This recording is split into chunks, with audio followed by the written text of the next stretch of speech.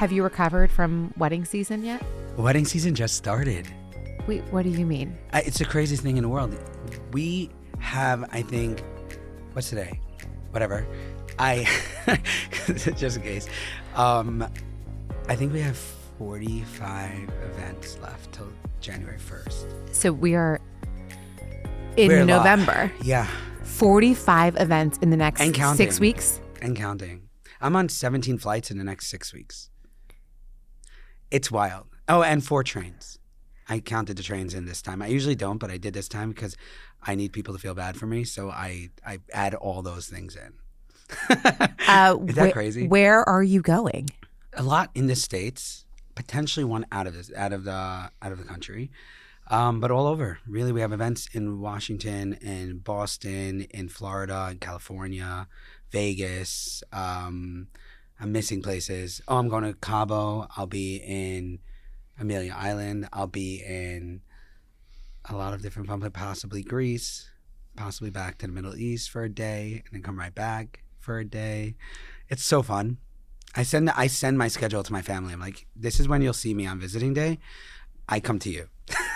Flights, trains, automobiles. Just stuff. A lot of travel. Transportation, yeah. What percentage of your business is destination? Well, what defines destination? Today, it's like in our industry, I feel like anything that's happening anywhere that you can get on a plane is considered your event space. So it's kind of strange, but I would say New York is not as high as it used to be, even though I do see a pickup, which I'm very excited about for next year. But we're a lot, and Florida is like a big one for us. We've been hitting the West Coast a ton recently, the Midwest a little bit here and there, and then up and down the East Coast a lot. Mostly, like I would say, international would be summer for the most part, but there's a lot of planning trips. So 46 until 40. You have 46 events until the end of the year. Yeah. Okay. Hopefully more by the time this podcast is over. My question is, how many events are you doing a year? Oh, okay. So 200 plus events a year for Birch, which is wonderful and amazing and crazy. And it makes people sometimes a little nervous. They're like, oh my gosh, I'm just another event. But it's like we have such a dedicated, awesome, passionate team that every event is so important to us that we like, this is why people see us time stamping at 3 a.m. because it's our life. Like your events are our life. So if you gave us an event every single day, if we did 365 events a year, we would just never sleep. And that would just be okay because we love it. What is that, like the Department of Tortured something or other? Should we do a Taylor? You love events so much that you'll do them all day. I love experiences so much. Events are so. I think the word events is so like loosely used, but like today everything is experiences. I think today it's not so much about like what it used to be when we started, which was like flowers and tables and linen and chairs. Today everyone wants to walk into a room and feel something, right? So that to me is like my happy place. People are like, what's your hobby? And I'm like, well, I'm an experience junkie. If it's something interesting, I want to experience it at least once. So I could decide if I like it, not like it, or infuse it into what we do for other people all the time. So yeah, the more experiences, the better. So you've traveled all over the world producing these experiences. What are some of your favorite places that you've produced? Favorite as in the outcome or favorite as in the coolest place? I mean, it could be either or, yeah. India was amazing. Morocco was amazing. I'm a huge fan of Europe, so take me anywhere in Europe. I'm thrilled. I haven't hit Switzerland yet. It's kind of annoying me. Could someone please get us to Switzerland? Like, I've asked already a couple of times. Nobody's answered. We had some opportunities in Vienna that we didn't end up getting, but that was fun to like talk to. Italy is always a happy place of mine. Tuscany is a place I love. Believe it or not, this is going to sound so rude now that I just started with believe it or not, but I love London so much. Like I love being in London. I like the feeling of London. I love the class of London. I like the service of London. Why do you say believe it or not? Do people not love Every London? time I say London, people are like, what do you do in London? I'm like, what? What do you do in London? There's so much amazing nightlife that's super fun. The hotel and hospitality business there is incredible. I have a lot of friends there. And I mean, I love authenticity and incredible like experiences. So when you step back in time, like it's one of the only, not one of the only countries, but it's one of the countries that royalty and that whole tradition, and legacy is like still very much there. So I get to go and experience it and have a good time with it. So yeah, I like it there. I really like it there. Is that strange? It's not strange. People yell at me about it. What's on But I your choose wish a better list place. then? What's on your wish list of places that you Places? want to produce? You said Switzerland. Vienna you're interested in. I'd go to Vienna. That's a good question. Japan. I actually was so close. I was so close. We had a bride call us from Japan. Ultimately, I think their hotel said you have to use the people in the hotel, which is quite annoying. I'd love to give a shout out of that hotel right now and be like, whatevs. But yeah, I think Japan, Japan is the number one place I want to go do an event. I don't know why. It's there for me. I love it. I want to be there. I've never experienced it. It sounds exciting. Bring me. It's so interesting that you brought up a venue that has a required list of vendors. Yeah, we like those sometimes. You do like those? Well, I'm on some of them, so I have to. So you love a vendor list when you're on it, but when a hotel has a vendor list that I'm not on, I get a little sassy about it. But Is that still a thing? Are vendor lists from venues still very much a thing? I'm actually a big advocate for it. I do understand why it's frustrating. As an outsider that wasn't able to get into like any venue I wanted to, it was annoying to me, but frankly, I kind of get it. You know, there are some venues that just they're not built for the events business. You know, they have maybe a venue, maybe they have like, I don't know, a ballroom or something, but they're not built for semi-trailers backing into their parking lot. They're not used to having 150 employees going back and forth. They're not used to big production. So it's very disruptive to their guests. And it depends on what they're looking to be. If they're looking to be a venue for weddings and celebrations, and great. But if you're looking to be a great venue for hospitality and luxury service, then maybe we might get in your way. So having a preferred vendor list actually helps them because we know how to work there. We know the ins and outs. We know the back roads. We know the people. We know who to lean on when things have to be troubleshooted. Like, it's not even a word. Troubleshot. Help. I think troubleshooted. I don't know. Doesn't matter. Troubleshot. People pay us for our opinions, not our Our English grammar or whatever. Yes. You know what I mean? Like, it's just, you know what to do in those locations. So I guess that get makes it. sense. That's the reason why. That is the reason why there's a vendor list. There's no other reason for it. There should be no other reason for it. It's just so that people that work there feel like they're at home and they represent your brand, which I think is super important because, I don't know, I'll give you an example like the Breakers. It's incredible. We work there all the time. It's so fortunate to be on their list. But they're very, very strict about how we operate around their guests and their team. You know, we treat our team with a lot of respect. When we see a guest, we all step back. Like, there are rules in place because their guests are their number one priority, as they should be. And that's what makes them the Breakers. Now, I probably just gave like a really big plug. No, that makes sense. I mean, it is that makes a lot of sense that a venue, a hotel or a resort that is focused on luxury or as hospitality as their number one priority, then hosting big celebrations or, to your point, experiences they're not built for. Correct, because some events, I think most venues when they start end up being more like floral. They're catering to the mainstream bride. And then there are some venues that are really meant for the luxury bride, which is more involved. And when you get to a more involved space, if it's established or a heritage location where everything on the walls are actually priceless, you need to have a team you trust. You can't just let anyone you want into the building because listen, I was one of those people way back when that walked into these buildings and probably broke something. So that being said, you know, that stuff can't be replaced. You know, it's kind of crazy. Controversial question for you. Love those. Go for it. How do you feel about the venue list and a percentage of money being transactioned? Yeah, whether it's a commission or a referral fee. I don't know if you got that deep breath in your camera right there. Let's see. I understand it. I understand it because you're basically building a business in someone else's business. And I think they have the right, at least I believe most of the time they have the right, if they're proper partners, meaning they're not taking advantage of a situation, not putting people on their list just because they're offering them the most money.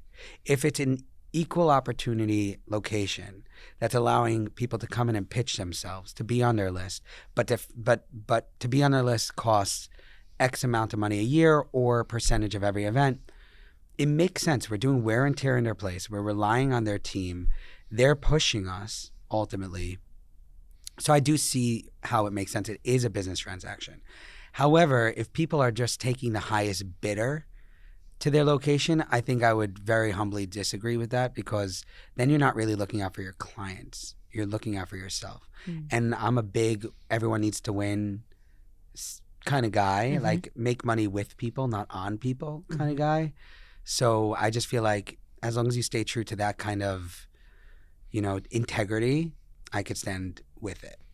And do you find that the client knows that there is a transaction happening? Is it secret? I don't ask. But don't ask, don't tell. Don't ask, don't tell. No, but I actually think that it's common sense in a lot of locations. Again, it really does depend on location. Established locations that are choosing the best of the best to work in their location because of all the reasons we just said. It actually makes a lot of sense. I didn't even think about wear and tear.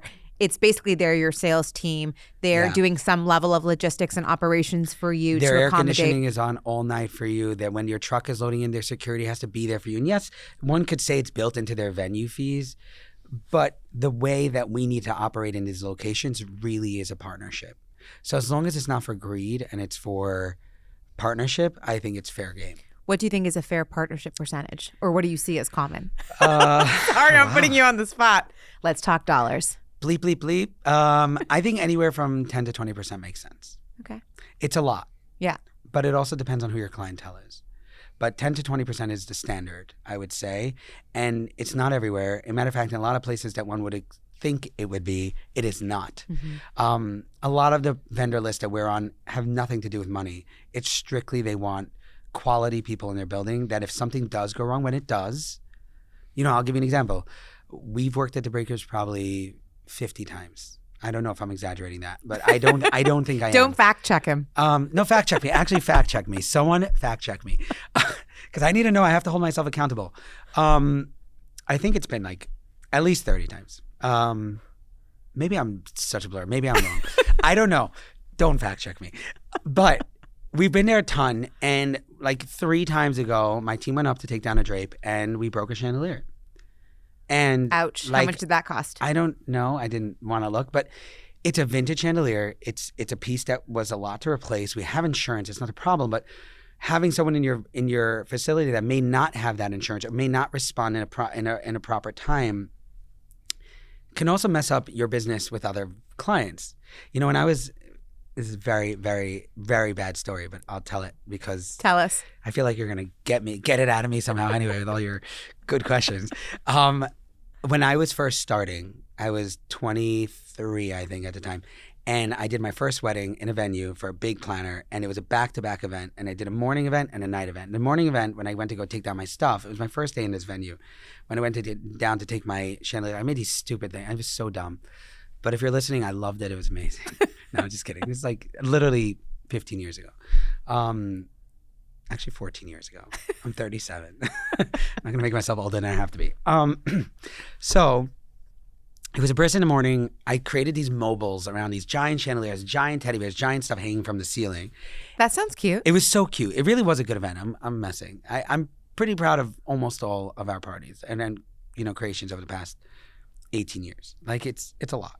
But anyway, I went to take it down. It was my first time hanging stuff from a ceiling. I hired these people. I'm very good at saying I don't know how to do things, so I'll hire good people to help me. So I hired this team, totally took advantage of me. They knew it was my first party. They're like, you're young, you're unaware. We're going to charge you like $50 an hour. And 15 years ago, that was not a thing. Today, people are just charging whatever they want. But anyway, long story short, they get up on the ladder after the event. My guys never came back. They're like, in the contract, we said that we would hang it. We didn't say that we would take it down. And I'm like, actually, the F. What are you saying? So I had to go do it myself. So I actually walked out. I told one of my guys, I'm like, go cut those cables, wish for the best. The middle chandelier of the ballroom, there are 9. My guy cut the chain instead of the cable from the chandelier instead of the cable. Yeah. For the mobile. Yeah. And the chandelier came crashing down. It was like a $15,000 chandelier. We have a wedding starting in 6 hours. Like, I just remember like leaning up against the wall and taking a deep breath. I'm like, this is not what I signed up for. Like, what am I doing? Did you have insurance? Yeah, you have to have insurance to go. Yeah, I think. I don't know. That was a long time ago. You just started. I did. They don't let you into certain venues. COIs. Yeah, like, exactly. That's common, I guess.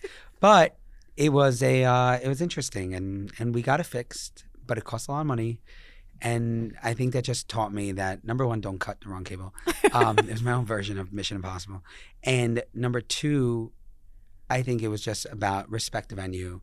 My first time in a PR hotel. Oh my God, I'm like talking so much. I guess I'm supposed to do that. No, right? You're supposed to. The Spill PR the tea. That's why you're here. My first time in the PR hotel, Bill Spinner was amazing. He ran the PR for years. Now he's somewhere else. He's at Gus Savino's or something. But he came over to me the first time, and I was young. I was very young, also probably 23. And he comes over to me, he looked at me, he goes, you see everything that's happening in this foyer right now? You see your wood? You see your fabric just like laying there? I said, you loaded it into the lobby? Well, no, not in the hotel. Where we were supposed to be. We were in the area. Okay. But like we were working, like we weren't planning, like it was our space, I thought. And he goes to me, he's like, treat my lobby, treat my property like you would treat yours. He's like, clean your shit up. And I was like, well, okay. He's like, keep it tidy. You never know who's going to walk through the door just to take a peek. It may be someone I'm going to walk through with. He's like, maybe a guest from the hotel that just comes down to take a look. He's like, we can't look like slobs here. And I'm like, wow. And that was when we adopted the venue as God thing. Like, because if the venue doesn't want you there, you're never going to go there. It doesn't matter what planner, it doesn't matter what client, it doesn't matter anything. If the venue says no, it's a no. So I've adopted that, and that's something I've been preaching since then. So you cut your teeth in your early 20s. And I think it's worth you telling the story because you said it on the podcast when we first connected like 3 or 4 years ago. Yeah. Your humble beginnings. Oh boy. In a balloon store. I'm going to call it balloon. It's not Balloon Saloon because there's one here in Tribeca. No, it's Balloon Store. It's called A Little Bit of Something. It's still there. My dad's still running it. That was my beginnings. My dad's balloon shop. Like that was what my dad's been doing his whole life, my whole life. Actually, not his whole life. He did jewelry for a minute. But yeah, I started selling flowers out of there. And then when people didn't come there, I just started going to them, trying to find clients. And I did, and started filling vases or vases, depending on who you are, with flowers in people's homes. I didn't know anything about flowers. I would ask my clients, like, what kind of flower do you want this week? And what style do you want? And then I'd go and Google it. I copied a lot of Jeff Leatham. That was like very hot at the time. Why flowers?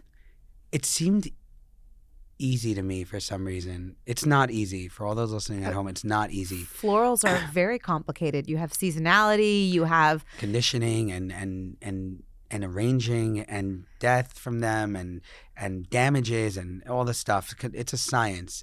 But it seemed easy to me because at the time I was looking at tons of people on the street just selling flowers every weekend. I'm like, well, if they could do it, I could do it. Flowers and balloons seemingly worked really well together. So I'm like, why not do that? And what I realized was not that it was the flower that mattered, it was a service. And that's when I realized there was a niche. There was a hole in the market where the end results were beautiful with so many people, all the main people back in the day. You know, you had Elliot Atlas and SBK and Constantino's, who's still around and doing great work, and all these incredible names, Preston Bailey. And we're sitting there watching these people thrive, and we're like, okay, how do we do it? But the one thing at the time that I felt was missing was the service. People weren't feeling like they were being listened to. Until today at Birch, that's our number one KPI for all of our employees. Like, our team is gold based on how well they listen to a client, not necessarily how pretty the party is. How do you measure that?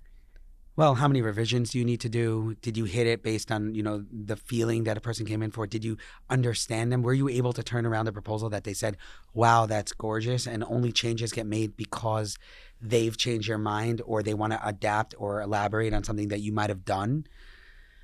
Yeah, and that's become a skill. It's a muscle you have to build, and it's hard to do when you're moving so fast, and it's hard to do when in a very egotistical business. I feel like we all have to remind ourselves to humble ourselves and remember that we're in the service business and we're not the main stage performer.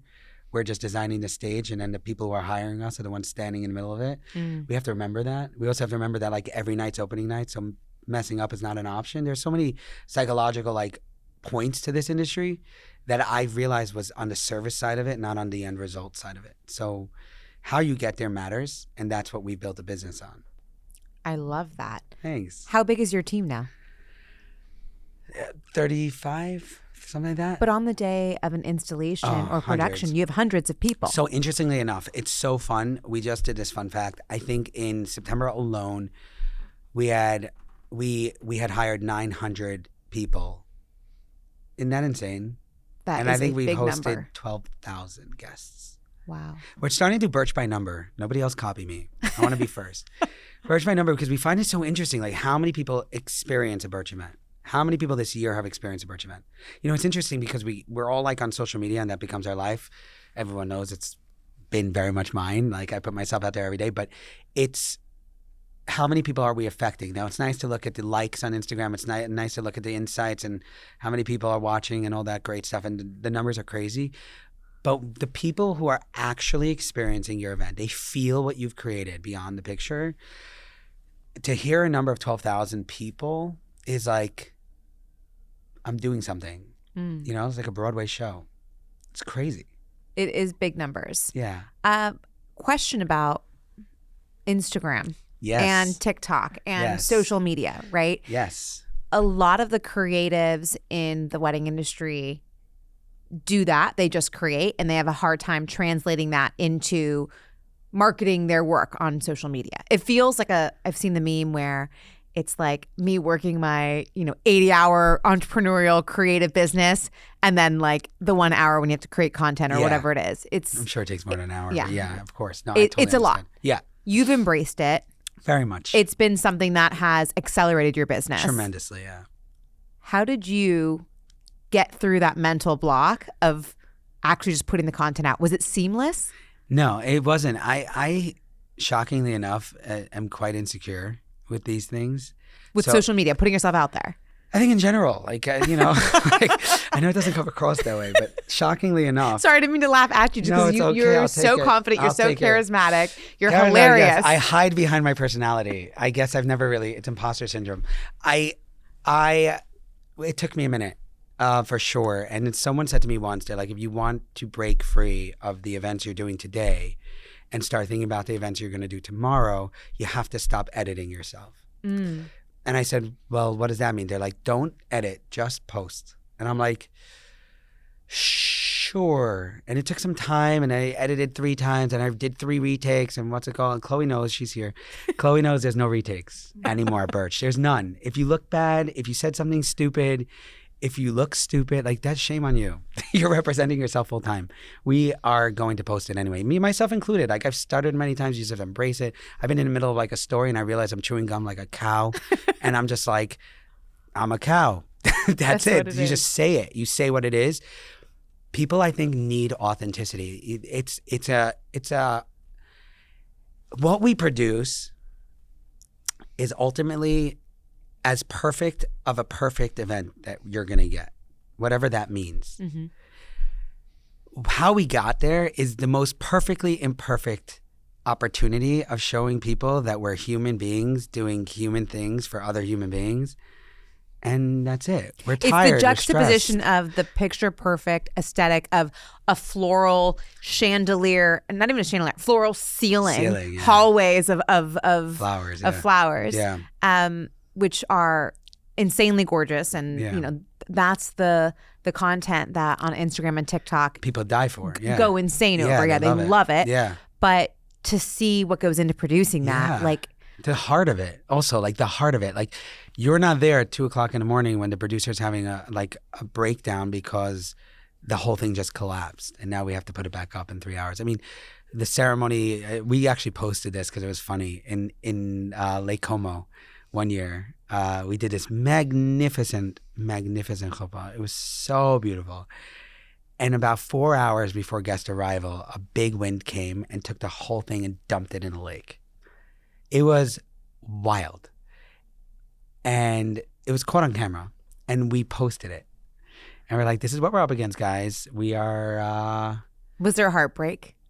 It is what it is. Like you take a fish out the flowers. What do you do? You take a deep gasp and you're like, great. I'm surrounded by amazing people who are extremely talented, awesome, incredible. We're going to figure something out. And you just go find wood and you start building new things and you take scraps of little things. And yes, you go jump in a lake and try to save what you can. But ultimately, did you save the flowers? No, we didn't. We did not save the flowers. We did not save the flowers. We didn't save the fish that day. We really messed up. I'm sorry. Like, it was bad. All of our stuff was in the lake.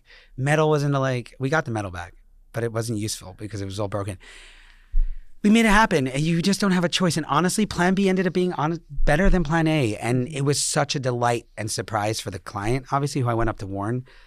But even to our team, we felt way more proud that we were able to make it happen. And ultimately, like, what's the difference? You think about it one way, and then you think about it another way. Like, no right way, you know? Is that weird? No, it's not weird. And I think you have to have the stomach for the process of building a production or an experience. Because Loverly just started doing these influencer events, maybe like so a year. fun. Yeah, and you came to our first event that we had for our Loverly list, which you are on our Loverly list as one of our best of. I love to be on the Loverly list. But we started producing these events, and we have our great vendors. We have the best vendors working with us. We have my team, which I love, and they're producing events. They know what they're doing.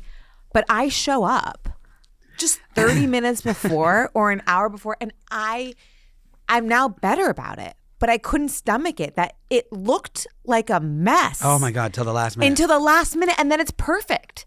And this is something with my engagement party, with my baby shower, with my sister-in-law's, baby shower, personal events we're doing. And I'm thinking, oh, this is just because it's my personal thing, and I'm, it's hard. Crazy it's the and whatever. Thing. No, Everyone professionally, it's the same thing. Same thing. And it's not until the last 5 to 10 minutes. Sometimes an hour. Okay. We're not getting that close anymore. But it really stresses me out. Yeah. I don't blame you. First of all, I've really adopted this, it's never not happened rule. Mm-hmm. And people start freaking out. I'm like, it's never not happened. Mm-hmm. Even if it means it didn't happen at the time it was supposed to happen, it never not happened. Mm-hmm. Which is probably, I'm sure there's someone out there that's going to be like, that's not true. You're probably right. It's thankfully it never happened that it did not happen to us. The doors will open. The party will happen. Is it going to be everything it was supposed to be? It doesn't always work out that way. Things do happen. But it will always be beautiful. And it will always be the best and most perfect version of what everyone's going to experience anyway. I always tell people, don't put that pressure on yourself. There will never be an event that will be side by side with another event in the same energy, with the same people, with the same band, with the same lighting, in the same venue, on the same night, with the same feels that every guest that are the same walked into. So you'll never really know if one event was better than the other. It was just different. Mm-hmm. Difference not a bad thing. Difference just different. And also what you put I'm as very passionate over here. I'm sorry. I'm like about to tack this. I'm not just kidding. No, it makes sense. And what you put out, whether it's in a mood board or your run of show or your design plan, however you're sketching things out, you need to leave room for what's happening at the time, right? Whether it's a gust of wind, right? Whether it's a flower that for some reason is not holding up, you got to make revisions and refine things and have that I think creativity. you have to be pretty dialed in beforehand, especially on a luxury level. I think that's a very important thing. And thankfully, we have such incredible producers who are checking and checking and checking and checking and checking. They're taking into consideration the wind. They're taking into consideration the weight. They're taking consideration all these moments. So things do happen. Mm-hmm. To pretend like things don't happen to the best of the best, it's just not true. You bring in a silk flower for a ceiling installation, and then they set off the cold sparks when they test them, and then somehow my daughter's bar mitzvah, my second daughter's bar mitzvah, we were doing the sound and the testing, and I wanted a very specific shade of burgundy for some reason, even though I'm not really a believer in specific shades of burgundy. Like, I'm just like, burgundy's burgundy usually, unless it's in broad daylight. And when you're in like a room with a ton of lighting, it's going to change anyway. So, but I was being weird about it, and so they spray painted it. Like, I got there that day and it was like, I don't like that shade. Give me another shade. I was being a diva. And sometimes I just do it to keep everyone on their toes. And it's also my personal amusement. So, sorry. Not sorry. So I got there and we tested the cold sparks. And I'm like, oh, this is awesome. We were doing the rehearsal, me and my daughter's rehearsal dance for our father-daughter dance. And it went off. And then all of a sudden, the whole thing just went on fire. And I just looked at it. I'm like, That's not gonna happen again, right? It's done now. Like, can we try it again? Like, it's burnt. So once it's burnt, like the paint is no longer on it. So we shouldn't have that issue at the party. And we tried it again. It didn't happen. I'm like, okay, fingers crossed. But it was, things happen. They just happen, and you have to be able to catch the ball when it falls. You just have to be able to. And I do consider myself a good catcher. I'm good like that. What is the worst thing that has happened at an event in pre-production? Oh, okay, pre-production. That's. Or you could say production, the actual event day. I mean, in the setup. Let me rephrase. There's so many things that happen on event day. The worst thing probably. Well, other than the chandelier falling, because that was pretty bad. Yeah, but I mean that chuppah flying into the lake. But that didn't that was bad, but that was like salvageable, I guess. I couldn't solve this problem, and I think it's very like my stomach's like all the way down here right now. But I did an event once a bunch of years ago with a new team of mine who were not as seasoned, and a bunch of our stuff just went up in flames, like right when everyone lit the flowers, and like we had these spirals. Wait, what do you mean? I'm gonna paint you the picture. Okay. Oh my gosh, the planner who's watching this, who we no longer work with because she's traumatized. She is, and rightfully so. And I've apologized, and we gave back money. We did all the right things after, but we can't take that back. You have to stand behind your work, and if it's not your best work, then you shouldn't. A client shouldn't have to pay you and just walk away and say it is what it is. Like, that's not the way it is. It's not who we are. So we did an event once, and we did all these spiral. I don't know. The flowers are spiral from the tabletop all the way up, and I guess my team couldn't find the flowers that they needed. And for some reason, I don't know how this happened, but for some reason, faux flowers ended up on the tables, which is a rule that I could understand the ceiling installation. I can understand the tunnel. It's a rule by us. It can't be there. But again, it was a new team, and again with this spray paint's a problem. It's a big problem. So when everyone lit, it wasn't all faux, but the base was faux, and it was spray painted, and I didn't know. And the silk flowers were spray painted. The color that you wanted. That I needed. Okay. And we had all these like velvet tablecloths, and it was so pretty. And when the servers went to light or my team, I don't remember who it was, went to light the votives, because they're the lowest on the table, because everything else, it was a bunch of candles like up. It was one of those centerpieces, and I swear it was like watching the Disney parade. At the end, when the fireworks go off, every table you just started seeing spirals of flames just everywhere in the room. And we're talking about 15 minutes before guest arrival, because like, yeah, oh my God, yeah, your face. What did you do? I died. I actually died. In my head, I was standing in the middle of. This is the ghost of Josh. I was standing in the Netherlands on a walk of shame with everyone just screaming shame, shame, shame at me. And I'm just walking through the streets naked. That's what it felt like. Traumatizing times. But a lot of good lessons came out of that. We learn, we fail forward. I obviously, the most important thing to me always is the client's happiness and the relationships with my vendors. So I knew I dropped the ball on their behalf. So I had a lot of apologizing to do there. But some things are just out of your control. And I didn't do it on purpose. It wasn't intentional.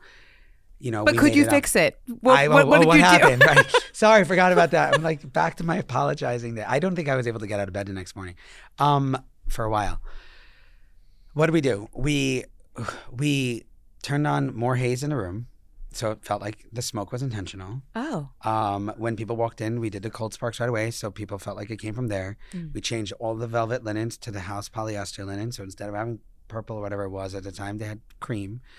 We picked up the flowers. We judged what we could. We had 30 minutes. We pushed back people for 15 minutes, and we went on with having a great wedding. And it was really pretty, and everyone walked in, and there was a ton of candlelights and smoke, and it was so theatrical and amazing. The client knew, we knew, and the team knew, and it was embarrassing, and it was hard, but you learn, and we learned. Thanks for sharing that. Yeah, I'm gonna get yelled at by a lot of people. I just want you to know I'm in big trouble. Are you tearing up right now? We're reliving the trauma. I'm fine.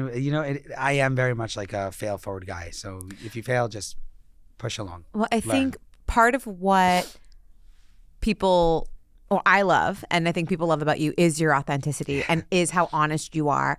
And you take so many people on the journey of creating these over the top experiences. And I don't mean over the top that like the design is over the top, but the feeling and the attention to detail. And, you know, it has become signature of Birch. Like I can see a photo and I know that's amazing. Josh had something to do with this. It's written all over here. The Birch team. I can't take all the credit anymore. It's unbelievable. I'm so fortunate. I've surrounded myself with some of the most talented people in the world who are faceless to the world, even though I show them on Instagram every day and they don't love it. But it's not me anymore, it's also such a unbelievable experience to stand back and receive the experience of what Birch is offering to other people. Because sometimes I walk into an event, and even though I signed off on it on paper, I'm not as in it as much as I was. And when I get there, I'm like, holy shit, you guys are great. Oh my God, you guys get to be awesome. Part of the delight and the surprise. I love that. Of the reveal. How lucky am I that I get to do this so many times a year? And how lucky am I that I get to stand in a room and watch other people enjoy it? And how lucky am I that I get to be surrounded by awesome people all the time? How lucky am I? Speaking of awesome people, you've done some pretty high profile events. Yeah. And I know you have to sign NDAs all the time. Sometimes.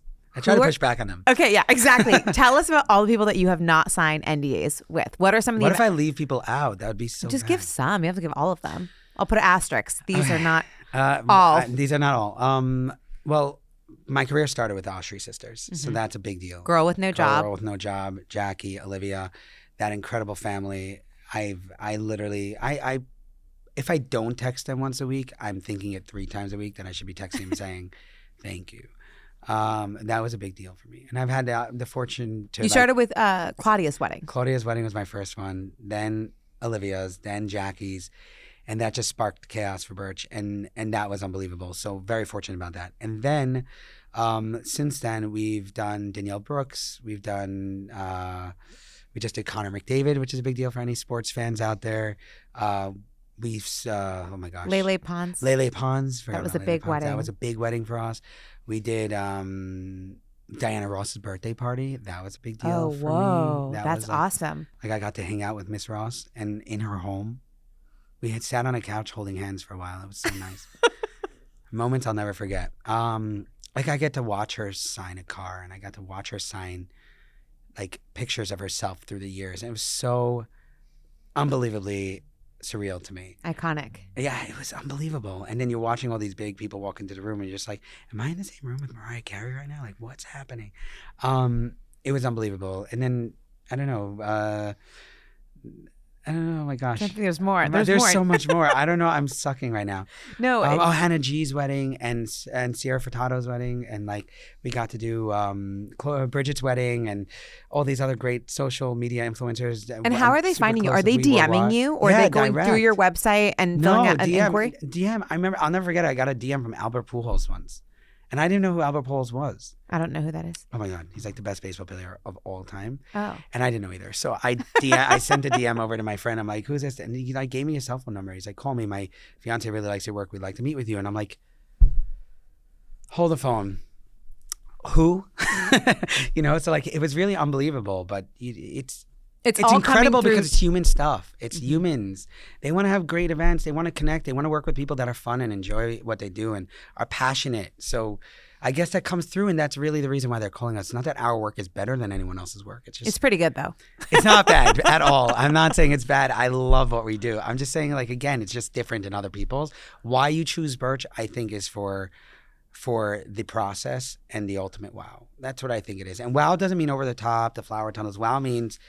wow, attention to detail. Wow, this is such a beautiful feeling. Wow, I'm in the coziest environment of all time. Wow, this is so simple but so impactful. Just wow.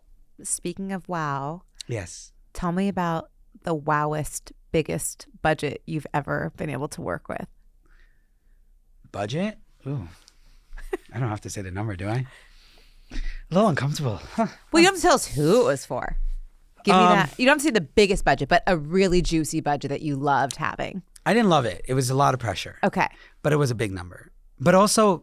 how big? It was a lot. It was more than a lot. It was It was 7 figures? 3+ million. Oh, wow. Yeah, it was wacky. And also wacky. It was just a wacky wedding. And it wasn't even my proudest wedding, but it was because I don't believe that I don't think that the dollars correlate to amazing. Like I think innovation and creativity is not about how much money you spend. I think it's about how much intention you put into it and what energy you're feeling from the person on the other side of the table. Like if someone wants to come in and be like, I want a tunnel of flowers, and yes, that might cost X amount of money in order to accomplish that. But what if I created you a tunnel not made out of flowers and made out of balloons or made out of an inexpensive mylar, but crafted in a very cool way? Or what if I played with fabric? Or someone recently just told me this, and I'm sure this is going to get stolen, but like whatever, just go with it. They wanted to make a birthday party for their daughter, and I was like, you know what we're going to do? I said, get me flour. I just want flour and I want donuts. I'm tired. Like I want to do something different. It's a 1-year-old birthday party. Just bring me flour and donuts. And I don't mean flour FLOWER. I'm thinking about FLOUR. Yeah, flour. Like flour. So what I did was took craft paper, just threw flour all over it, and I drew, not with my hand because I'm not a drawer. I had someone illustrate like beautiful like toile, like just copied a print of toile from a fabric on with flour, and then we just used everywhere where the kids were holding balloons, we put donuts. And then we set the table and we added some candles, and it was done and perfect and great, and it cost $60. Like, you know what I mean? Like, have fun. But going back to the $3 million one. I knew you were going to let me let that go. Damn it. Okay, so let me tell you, first of all, how many flowers are you doing? How many people? Give me scale. Okay, scale. I think we had 300 employees that day. I will tell you why we spent $1 million on labor, and that's a number people forget about. We had 5 weeks to set up the wedding. We had 11 hours to set up this event. We weren't allowed on site. There was no room for us to prep, and there was a ton of things to do. We had 30 trucks on rotation from another venue that we had to rent out in order to build the entire wedding in that venue as if it was happening there, deconstruct it point by point, bring it over in trucks, have the Miami Police Department usher our trucks onto the beach, unload off the beach, into the ballrooms, into the different locations. It was like ants everywhere. I cannot tell you how much that day meant to me in my life, not because of the spend, because ultimately it was just a lot of flowers, and that's not necessarily my taste, but it's what the bride wanted, and we gave it to her. But what was the most exciting thing was watching the teamwork was exhilarating, and I stood at the top of the balcony in one of the rooms overlooking it. At one point I wanted to do something funny on social, so I went up there and took my camera out and just started doing it. And I, in my head, just to give you guys some Joshisms of crazy, I felt like Mickey Mouse's symphony. I felt like I was holding a wand, wearing a hat, and going like this, and everyone was just moving in harmony, and it was like ants just building an ant hill, and like it was so much fun. I loved it. I was so into it, not because of the amount of money, not because of the design, but because of the energy and the feeling and the connectivity and the teamwork and how good my team felt. And it was just such a cool event to be a part of, more than anything. And that to me makes it well worth it, like really well worth it. And I'm proud of that. I mean, that sounds very stressful. Oh my God, so much fun. So much fun. So are you now immune to the event building stress? I don't know if I'm immune. I always tell people I'm good as long as you're not stupid. That's it. That's my threshold. Just come at me normal and we'll be good. I don't know. I hope that doesn't offend people. I don't mean it. Like, I mean, I do mean it, but I don't mean it like that, however you took it. But Not me, you mean to yeah, I'm talking to them. Yeah. Those guys. I'm like, I don't even think people need to be talented, or I'm a big believer in hiring people who are all in. Mm-hmm. I'm a big believer that my team is all in. The integrity's there. If your integrity's there and you're a good listener and you're all in all the time, we'll be great. Mm-hmm. But if you show up at like half capacity, like I like hang up on people when they call me in the morning, they're like, hello, click. And they'll come back, why do you hang up on me? Click. Why do you hang up on me? I'm like, oh, that's the energy I want. I'm not coming down to your level. Come up to mine. Yeah. You know, like that's what I need. Like I need to be on for people. Like I don't want to go down there unless you warn me beforehand. You're like, listen, I'm having a bad day. I need you to know. And then I'll be like, all right, I'm going to come to your level. I'm going to pull you up. Mm-hmm. Like that's, as an empathetic person, I feel like we do that. Mm-hmm. But yeah, I just need people to be all in and I'll be good. It's when people are like, I can't. I'm like, but you can. If you can't, I can. Someone can. We'll make it work. Let's find resources and make it happen. We have to make it happen. Someone has to do it. So how do we make it happen? Like, give me a solution. Don't just come with me with like, you know? It's so important. Like, come with me. Like, don't bring me more problems. Bring me problems. We could do it together, but you have to be in it to do it. It's not like, it's not a handoff. Yeah. And it's not just me, Josh Spiegel. It's me as a regular human being, like at anything. Like, I want to be there. I love people. I love supporting people. I love building people up. I like the growth of people. I believe in people. I trust fast. But you have to come with a level of effort. I think what you're saying is effort. Don't come to me and be defeated. Don't have a defeatist attitude. Come to me with like, we'll get through it. I don't know how. Yeah. Any advice? You know what I mean? A little bit more humble, and I think we'll get along. I do it to people all the time, including my team. I'll just be like, listen, guys, I am off my game right now. Like, I need you. Someone put on techno right now in the office. And we all got to start dancing right now, everyone. And it's like, we do that because like we need that. We need to support each other because we're tired. We're tired, but we're also equally excited. So it's like, it's hard. I'm curious, what do you hate most about your job? Oof. Or dislike? Look how she like hides behind her camera, not behind her mic. Yeah, hate's a strong word. I'm not a hater in general. Thankfully. I know we weren't allowed to use that word growing up in my house. Hate is not a thing. Yeah, it's not a nice word. No, it's so not. So what do you dislike? What do I dislike? I definitely dislike letting people down. And I think sometimes you have to. Not in the end result, but sometimes throughout the process you have to be like, unfortunately this doesn't fit in your budget, or sometimes you have to swing the decision based on who's paying rather than who you connect to the most, or something to that effect. And yeah, I just don't like disappointing people. I like everyone to be happy all the time. You know, I'm one of those people that need to be needed, like to be liked, want to be wanted. So I understand. I want to be there at all times, and I don't want to be on the other side of it where like, shit, I have to talk about money and it's going to be very difficult right now. Like, I can have a real conversation about money when it makes sense, but when it's a difficult conversation about money, I don't love doing that because it takes away from the joy that I have in the event, and it takes away their joy for even a moment of what they have in the event if it's not a positive conversation. And that's not what I signed up to this for. You know, like, I didn't do this for money. I mean, I did this for survival. I didn't do this to build an empire and become this thing. When I started, 26 years old, I was $1.5 million in debt to loan sharks trying to build this thing. If clearly money was not my top priority. My top priority was making people happy. So anything that doesn't surround that makes me feel a little bit defeated. And also, actually, maybe more important to the business owners out there, one of the things I dislike the most and feel the most defeated by is when I didn't do well by my team. Because they're so important to me. If I couldn't be a good leader, if I couldn't be a good boss, if I couldn't be 100% for them when they needed me most, I feel like I let them down, and that's something I really, really don't like to do. So that is equally like where I'm torn between life and business and team and business opportunities and growth and all the things and the empire and the behind the scenes and being this guy that's traveling and I'm just getting off a plane and someone needs me and I'm not able to show up for them on my team. That's my family. That hurts more than anything. It sucks. Because you're just a nice guy. I don't know about that. You care a lot. You have a big heart. I do care a lot. Care is definitely there for sure. Switching gears, because we're almost at time here. I have a couple quick rapid fire questions. Go for it. Ready, I think. Dun, dun, dun, dun, hey, why don't we have music? What the hell kind of... No, I'm just kidding. We'll edit it in. But I'm curious. Yes. 2025 is around the corner. Holy shit. What? Holy shit. You have no idea. It's going to be crazy. Am I going fast enough? What are you most excited about? Oh my God. We have the best events next year all over the world. So many of them. 2025. If everything goes according to plan, it is going to be an amazing, amazing, amazing journey, and I'm psyched for it. And more people are signing up with us next year. We have incredible, incredible events coming up, all different kinds of events. Like, we're not just doing weddings anymore. We're super big in corporate today, which is so different and so exciting.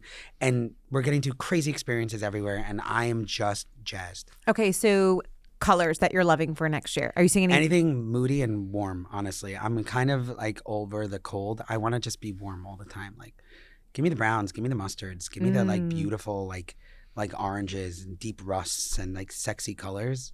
I want to feel good in every room I walk into. Okay, flowers. What are you loving? Oof, that's a hard one. Something new, something different? I don't know. I think chocolate. I'm in chocolate right now. Chocolate? I'm in a chocolate phase. Okay. What about any trends that you're seeing in design, whether it's in weddings and events or outside, that you're excited to pull in? I think experiences are going to become a lot more defined next year. I think what immersive looks like is going to be more interesting. How it plays into design is going to be more interesting. I don't think it's going to be so much of a, you're going to speak to that person to get a lady walking around with that flower on her head. Like, it's going to be built into the experience of design. A lot more connectivity between the guest experience and the host experience, and ultimately what we've been working on a year for in terms of design. I just see it coming together. Like, it's almost going to start becoming more of a play than it already is. Are there any event trends that you are excited to say goodbye to that have been overplayed? Probably draping. There's a lot of draping now. I'm doing a lot of draping. Draping, like everything, tablecloths. Just draping, like all the flat, all the stuff.